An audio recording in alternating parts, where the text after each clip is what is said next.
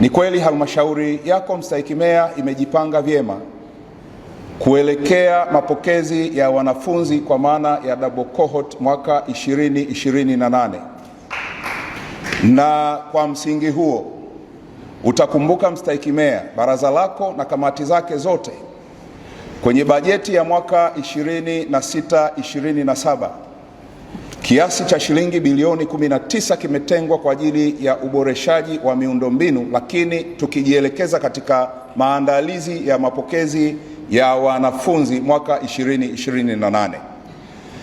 Mstahiki meya, kwa kuzingatia hilo, tayari sisi kama management tumejipanga vyema kuhakikisha tunapata takwimu sahihi za wanafunzi na miundombinu ambayo itakwenda kupokea watoto hao wanafunzi mwaka 2028. Tunatarajia mwaka 2028 tutapokea wanafunzi si chini ya 89,700, ambayo inatafsiri uhitaji wa miundombinu zaidi.